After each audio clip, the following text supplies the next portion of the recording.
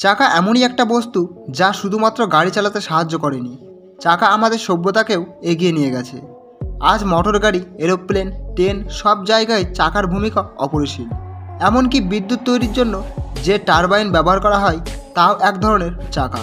সুতরাং এটা বলা যায় যে চাকা হলো মানব সভ্যতার সৃষ্টির আবিষ্কারগুলির মধ্যে একটি।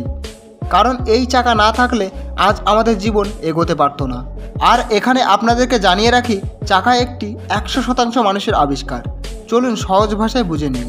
দেখুন, প্রাচীনকাল থেকে বিভিন্ন প্রাকৃতিক জিনিসের থেকে আমরা প্রভাবিত হয়েছি, অনুপ্রাণিত হয়েছি এবং চেষ্টা করেছি তা নকল করা।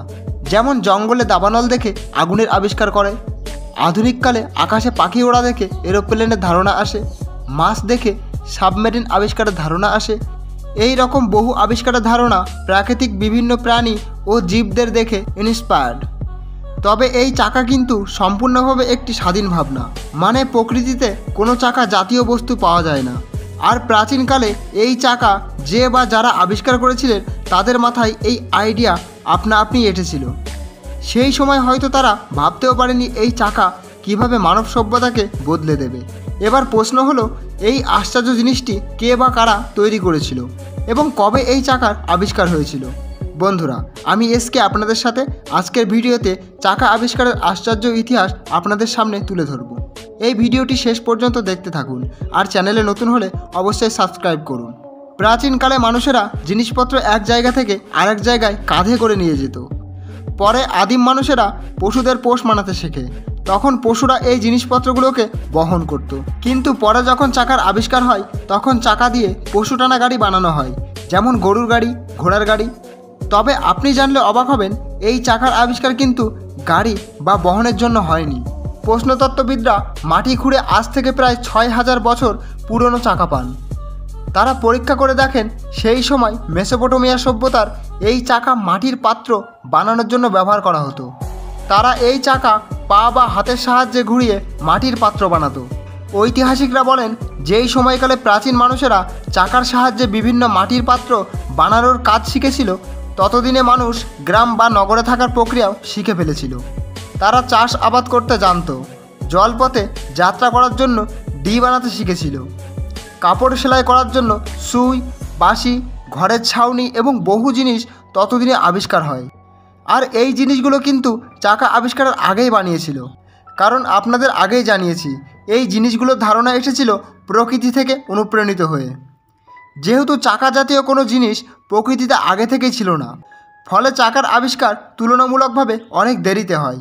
তবে চাকা আবিষ্কারের পর তা দিয়ে মাটির পাত্র নির্মাণের কাজ হলেও এই চাকা দিয়ে যে একটি বহন বানানো যায় সেই ধারণা কিন্তু তখনও আসেনি। দুটি চাকাকে একটি নির্দিষ্ট দূরত্বে রেখে তাতে ছিদ্র করে একটি সোজা লাঠি জুড়ে দেওয়া, এই ধারণা আসতে অনেক বেশি সময় লেগেছিল। তবে অনেক ঐতিহাসিকদের মতে চাকা দিয়ে যে বহন বানানো যায় এই ধারণাটি এসেছিল একটি পোকাকে দেখে, যাকে আমরা গোবরে পোকা বলে জানি। এই পোকা কোনো জিনিসকে এক জায়গা থেকে আরেক জায়গায় নিয়ে যেতে সেই জিনিসটিকে প্রথমে গোলাকার রূপ দেয়, তারপর খুব সহজেই সেটিকে ঠেলে নিয়ে যায়। আজ থেকে 4000 বছর পুরনো বহু প্রাচীন চিত্রে এই চাকার সাহায্যে নির্মিত রথের নিদর্শন দেখা যায়। তবে প্রাচীন মিশরের বড় বড় পিরামিড তৈরির সময় চাকা ছিল কিনা তা নিয়ে সন্দেহ আছে, কারণ প্রাচীন মিশরীয় পিরামিডের পাথরগুলোকে বহু দূর থেকে টেনে নিয়ে আসতো। ভারতের সিনেলিতে প্রায় 3000 বছর পুরনো রথ খুঁজে পেয়েছেন তত্ত্ববিদরা। ফলে এটা থেকে বলা যায় চাকা আবিষ্কার এবং তা দিয়ে বহন আবিষ্কারের ধারণা কিছু কিছু সভ্যতায় অনেক আগে থেকেই পাওয়া যায়, আবার কিছু কিছু সভ্যতায় অনেক পরে দেখা যায়। কারণ সেই সময় আজকের মতো যোগাযোগ ব্যবস্থা উন্নত ছিল না, মানুষ এক জায়গা থেকে অন্য জায়গায় যেত না, ফলে টেকনোলজির বিকাশও খুব ধীর গতিতে হয়েছিল। তবে এই চাকা যে শুধুমাত্র বহন ও মাটির পাত্র বানানোর জন্যই ব্যবহার হতো তা কিন্তু না। এই চাকা দিয়ে জাতাকল বানানো হতো, যাতে গম, যব, ভুট্টা জাতীয় শস্য পেশাই করা হতো। বন্ধুরা, ইতিহাসের সেই মহান ব্যক্তির খোঁজ আজও হয়তো পাবো না যিনি চাকা আবিষ্কার করেছিলেন, কিন্তু তার এই আবিষ্কার আজ আমাদের অনেক কিছুই উপহার দিয়েছে। তো বন্ধুরা, কেমন লাগলো ভিডিওটি কমেন্ট বক্সে অবশ্যই জানান। ভিডিওটি ভালো লাগলে একটি লাইক করে দিন।